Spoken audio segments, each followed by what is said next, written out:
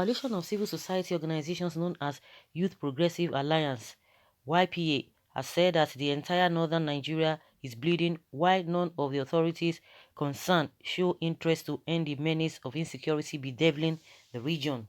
Northeast coordinator of YPA, Hussaini Saraki, stated this during a press conference in Bauchi, apparently reacting to the killing of about 43 rice farmers in Zambamari community of Borno State. Stated that the gruesome and merciless killing of innocent and promising Nigerians in Zambamari would defy all odds to earn a living through noble farming profession was a sad moment for the entire North. The coordinator said that YPA, being a coalition of civil society organizations in the regions, has over time monitored the steady surge in insecurity in the Northeast and Nigeria as a whole without sustained rescue mission by the nation's security architecture. We just have to say enough is enough. The killing of innocent people in the North must be stopped. The entire North is bleeding and no one seems to care. The leaders amongst us choose to remain silent, watching over innocent people bleeding, being slaughtered, while thousands are displaced and made refugees in their own country, he lamented. Saraki maintained that the present government during the electioneering promised Nigerians adequate security, but 6 years after it was voted into power, it failed to deliver the promise on the basis of which it was voted in. He said the current insecurity predicament in the country could have been avoided had those at the helm of affairs of Nigeria's security framework justify the huge budgetary allocations allotted to the sector over the past 6 years.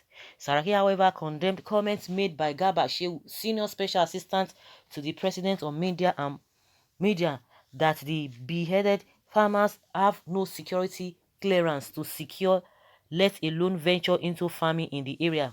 He opined that Garba Shehu was not in his right senses when he uttered those words, saying the presidency owes Nigerians an apology. Okay.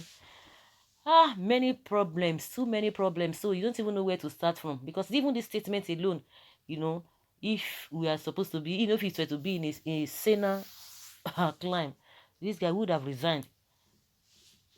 But it is what it is, and that is what we are faced with. You can imagine. YPA, so sorry. They want to end your woes from the president to all the security chiefs except one are all from the north. So who are you expecting to come to your help? When others protested, you were behaving as if you were not concerned and complained that the protests were for regime change instead of good governance. It's unfortunate because it is also affecting the rest of the country. Help yourself. You say help yourself? Someone said this is a good reply. Must be stopped by who? What is destroying the North is bigotry, and leaders capitalize on religion and tribal sentiments, and also willingness to follow them blindly, even to death.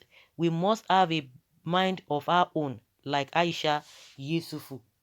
The Northern youths, their leaders refuse to educate, now a big problem to them and the entire country. They have not seen anything yet. They've seen nothing yet. People are not even, they are not sympathizing with them. Well, fake news. North is peaceful, laughing, not bleeding. They feel unconcerned because they believe that the poor children are grass to feed their political cows. Believe me, the day they will kill any of their political strong person, like any of the governor or minister, you will see that they will end it 1 month. Just like we've been saying, it's not rocket science. It's a deliberate act. The poverty, the situation we found ourselves, it's not it didn't just happen. Well orchestrated, man-made, deliberate act. That's it. Deliberate act. If Nigeria wants to be good today, just like we've been saying, it's not rocket science. It will be okay within within the space of whatever. It will be okay. But all this bureaucracy and what have you, even in the bureaucracy, if they want to do the right thing, they will still get it done. So now that they are saying the North is bleeding, this and that, nobody cares. Then who are you going to be holding responsible? Call the man who is your place, who is from your place. When other people will be there, they'll be shouting this and that. They want to remove this and that. But I don't understand. I can't even fathom it. Who told you that North is bleeding? It's never bleeding. Sorry, do not profess ethnicity, religion, and culture in leadership and control those who are qualified. I looked at the scenario of insecurity as punishment from God. Because like Reno said, presidents, SGF, CJN, Senate presidents, Army chief, police chief, Air Force chief, defense minister, NSA, NIS, NCS, NSCDC, NCOs. In short, the list is endless. 85% from the north, yet no peace. This is God's punishment. Even security chiefs that needs to be retired are sick being kept in power. Now wow. North, wake up.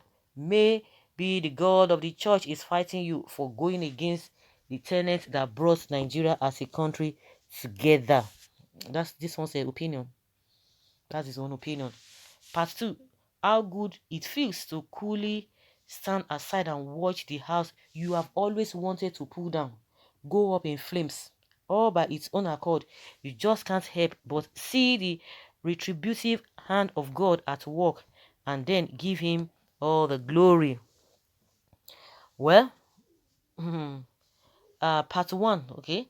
Okay, this one is part 1. The other one is part 2.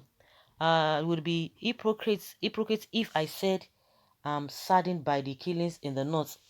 That person who said when his enemies are being harshly but deservedly judged and punished for all the atrocities they committed against him must indeed be Christ-like. But even Christ will, at the end of this evil age, take delight in the slaughter of his enemies. So let the killings go on. Let them increase in diabolic intensity and spread all over northern Nigeria. Let them waste and devastate the entire north, and let there be no let up until Nigeria itself has been brought to its knees. Okay. One thing is that if during the what is it called during the lockdown, you could see the way they were rushed. The worst part of it is that once that region becomes too hot for them, they will be running to the southern part of the country, and that's it. And that's when they'll be not telling you that everyone has the right to live anywhere in the country. But we just have to be careful too, because no matter what we are facing in this country, or what they themselves are facing, mostly it's affecting us in one way or the other. It might not be at the level at which they are being affected, but it's affecting us as a people. If the place is too hot, that's why we still need to talk. If we say, oh, it is their business, before you know it, when the place is too hot for them to stay, they will begin to transport themselves back to the southern part of the country, and then will not be complaining. So we just don't. I'm sure a lot of people are just saying because everyone is pained, because when you are trying to fight for just cause, those people, they will be laughing and be saying all manner of things that are not reasonable. Now they are saying, oh, the north is bleeding and nobody cares. You are the ones in charge. You know how to play the politics. You did this and that. You are there. All the positions, you are occupying most of them. So who are you crying to? But call the man who is supposed to be in charge. They will not want to do that. I don't know why they are afraid though.